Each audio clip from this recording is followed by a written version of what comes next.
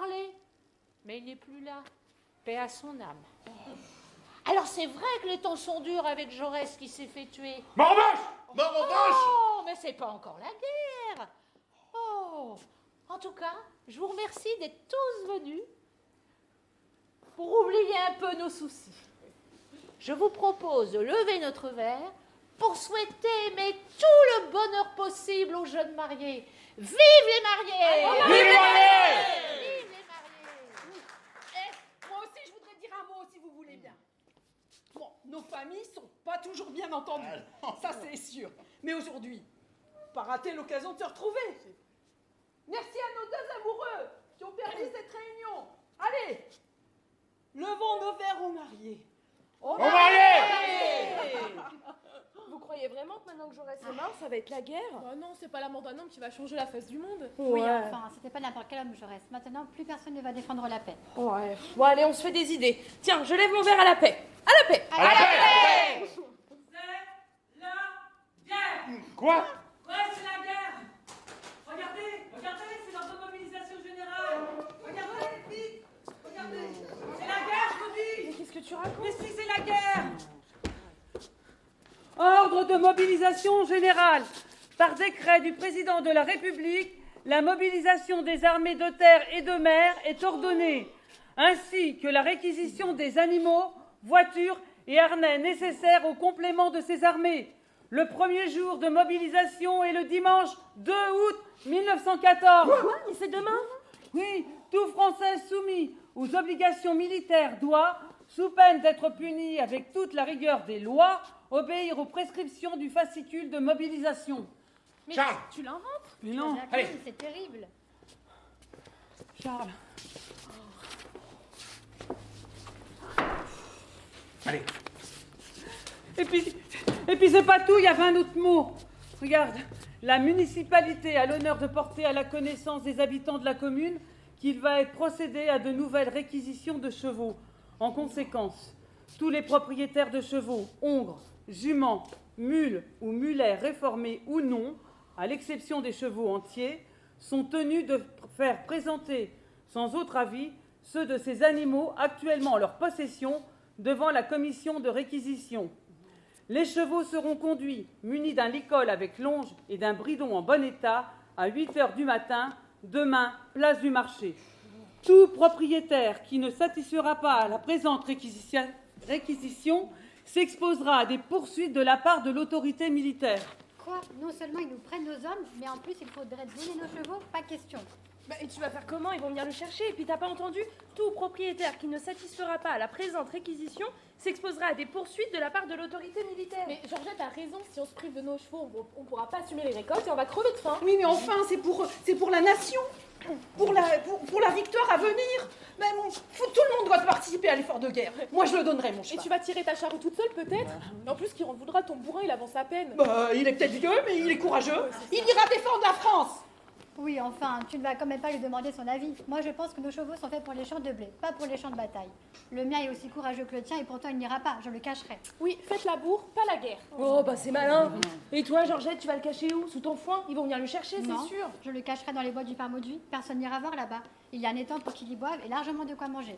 J'irai le rechercher quand les choses se seront calmées. Quand les choses se seront calmées, ah bah j'ai bien peur que ce soit pas pour tout de suite. Hein. Ça se dit qu'il y en a au moins pour 2 mois. 2 mois? Oh là là. Mais ça va être long. Bah, Rose, tu vas faire quoi de ton pompon? Oh, bah moi je sais pas trop. C'est dit dans le papier qu'ils prennent pas les chevaux entiers. Ouais, Pompon, c'est un percheron, ils vont pas le prendre. pas tout de suite sans doute, mais je donne mon billet que dans une semaine, il y aura un autre avis pour réquisitionner tous les autres. Tu crois? C'est sûr. Ah ben en tout cas, moi je pourrais pas m'occuper de mes champs sans lui. Tu crois qu'il y aurait de la place pour le cacher avec le tien? Oui, bien sûr, et on ira les voir ensemble. Bon bah moi c'est pas tout, mais je vais y retourner. Hein. Bon à propos, je boirais bien un coup quand même à la santé des mariés, moi. Ah bah oui. Vous me le payez? Ah. À la santé des mariés! Aux mariés! Aux mariés.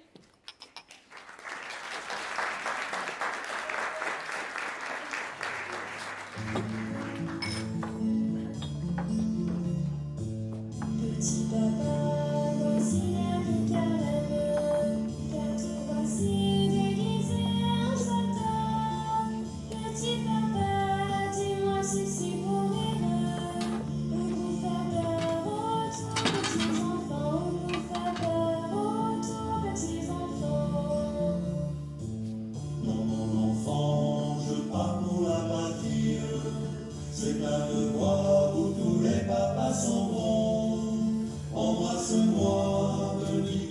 chérie, je rentrerai bien vite à la maison, je rentrerai bien vite à la maison.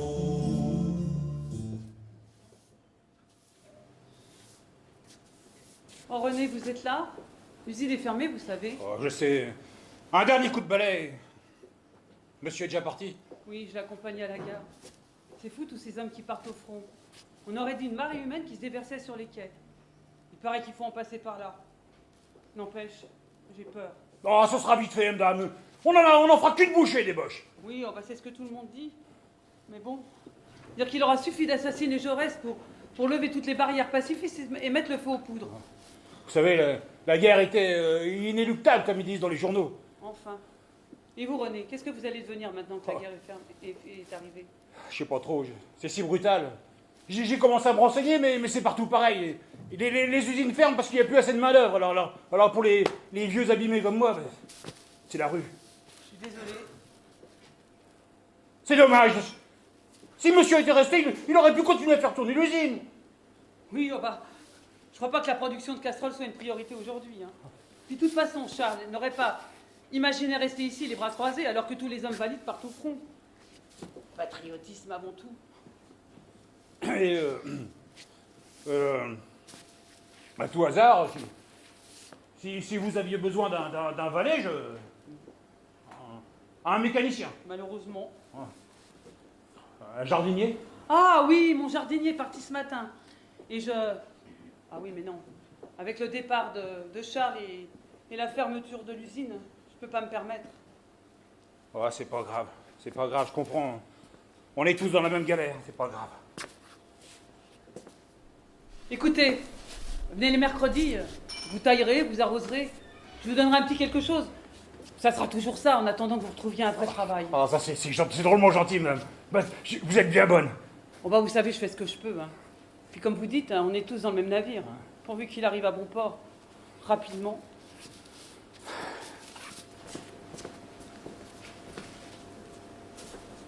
Aux femmes françaises, le départ pour l'armée de tous ceux qui peuvent porter les armes laisse les travaux des temps interrompus. La moisson est inachevée, le temps des vendanges est proche.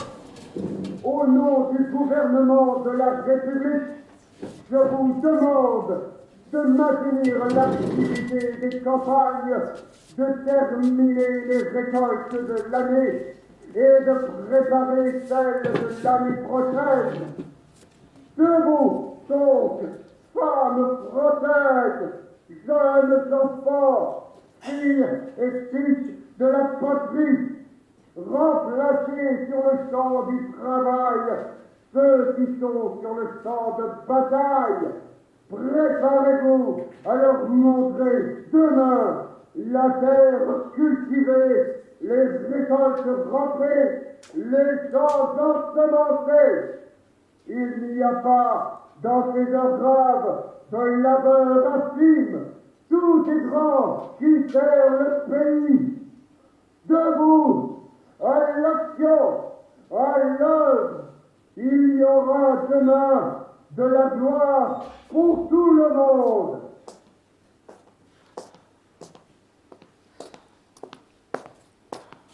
Maman, ça va? Qu'est-ce que tu t'es fait? Oh, c'est le manche de la charrue.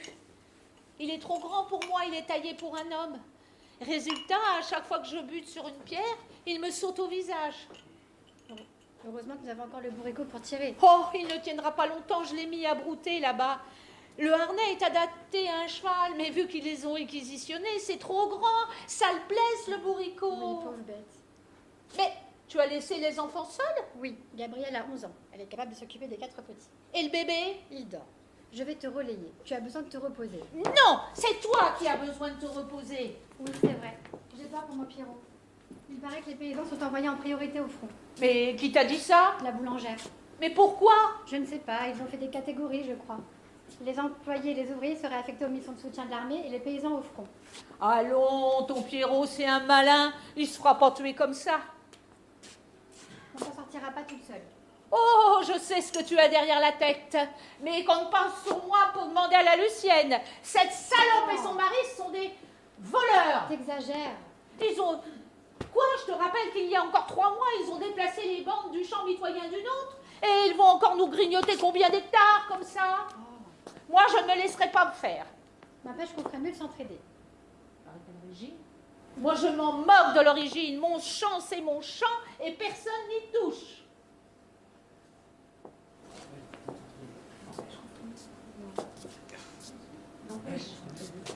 Bonjour. Bonjour Lucienne. Quand on parle du loup. Vous vous en sortez? Et toi? Non, c'est trop dur. J'y arrive pas. J'ai même plus de peine pour tirer la charrue. C'est trop lourd pour tes petits bras, c'est ça? Nous, on a encore le vieux bourricot. On peut te le prêter. Et puis quoi encore? Cette pauvre bête est pas loin de crever et tu veux l'achever pour cette... Maman. Pas question de prêter le bourricot.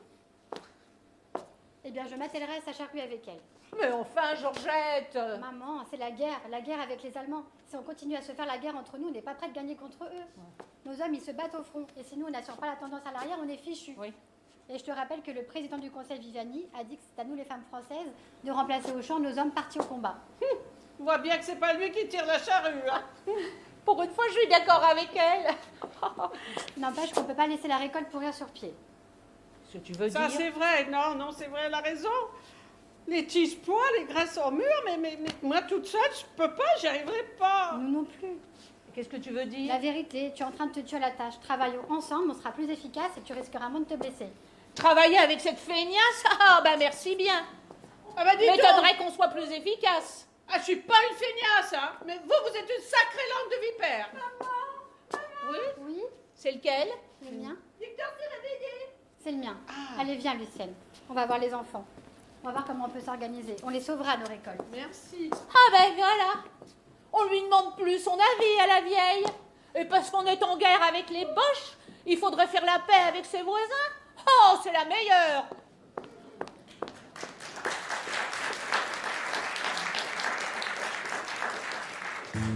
Dis-moi maman, quelle est cette médaille et cette lettre qu'apporte le facteur? Dis-moi maman, tu pleures, tu défailles. Ils ont tué petit père adoré, ils ont tué petit père adoré. Oui mon enfant, ils ont tué ton père. Heureux ensemble car nous les haïssons. Quel bien apprendre ce qui fait pleurer les mères. Et tu les perds, les petits anges blancs. Et tu les perds, les petits anges blancs.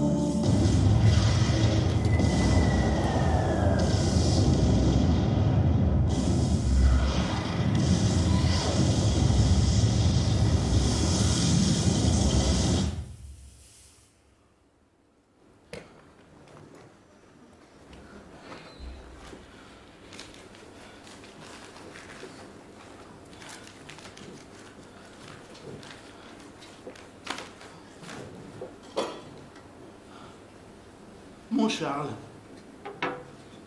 ton parrain est libéré, mais pas pour longtemps. Il est venu chez nous la semaine dernière. Il a voulu que je lui fasse à dîner pour lui et 2 de ses camarades. Encore bon qu'il faisait beau. J'ai pu les installer dans la cour. Notre cuisine est si laide, j'aurais été honteuse. Enfin, j'ai fait du mieux que j'ai pu et ils ont été contents. Madame Blanchard, la marchande de légumes, est revenue une seconde fois pour réclamer une 20aine de francs. Mais je ne lui donnerai pas tant que tu ne me l'auras pas certifié. Il y a beaucoup de troupes de passage. On parle très bas d'une retraite de notre armée. Ce serait désolant. Sacrifier tant d'hommes et ne pas gagner. Mais j'interroge un soldat et il me dit que c'est une retraite voulue. Enfin, j'ai confiance au pays. Et surtout, pourvu que tu me reviennes, le reste m'importe peu. Si tu voyais mon Charles, ces pauvres diables, ils me demandent si j'ai des petites cartes, un bout de papier, peu importe. Ils n'ont pas d'argent et ils veulent écrire à leur famille. Je pense à toi et c'est de bon cœur que je leur distribue. Ils ont les larmes aux yeux. C'est le meilleur des merci. Mais en voyant leur détresse, Je me demande si tu n'es pas plus malheureux. Les quelques lettres que je reçois me remettent un peu le cœur, mais tu ne te plains pas. Tu me le caches peut-être. Pauvre loup, on était si heureux. Quand tu reviendras, je te ferai oublier toutes tes misères. Je te quitte aujourd'hui, plus triste que d'habitude. Encore bon que j'ai mon petit Coco pour me consoler un peu. Je t'aime. Mon amour, Yvonne.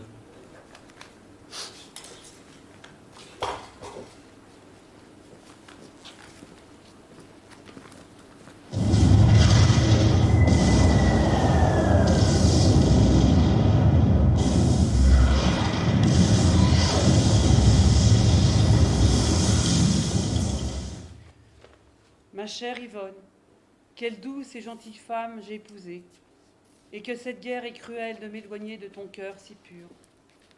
La vie ici est très dure. Dans les tranchées, l'odeur de la mort règne. Les rats nous envahissent. Les parasites nous rongent la peau. Nous vivons dans la boue.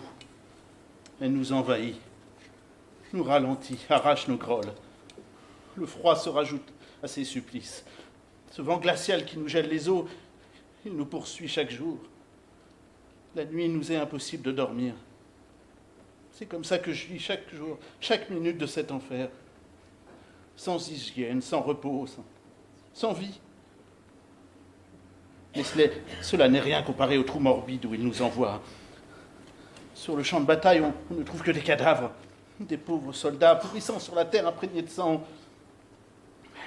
Les obus, les mines détruisent tout sur leur passage. Arbres, maisons, le peu de végétation qu'il reste. Tout est en ruine. L'odeur des charniers, le bruit des canons, le cri des soldats.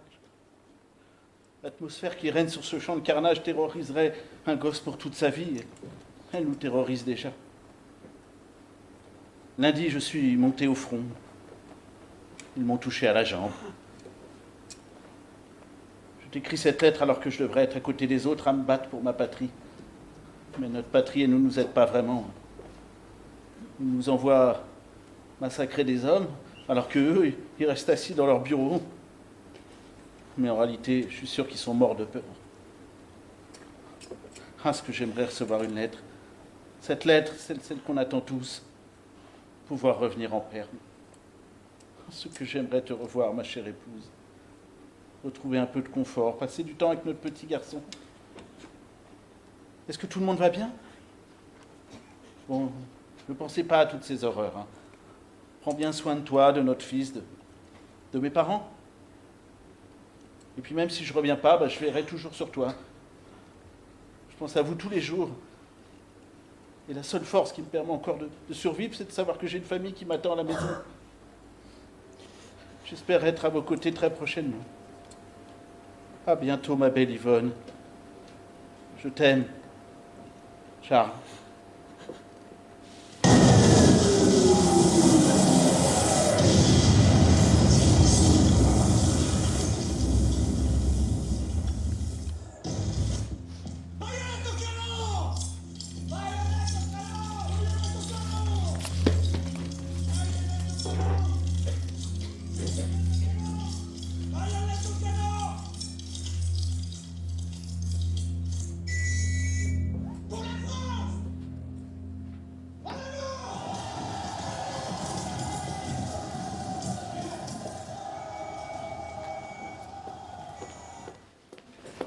Donc, l'intendance militaire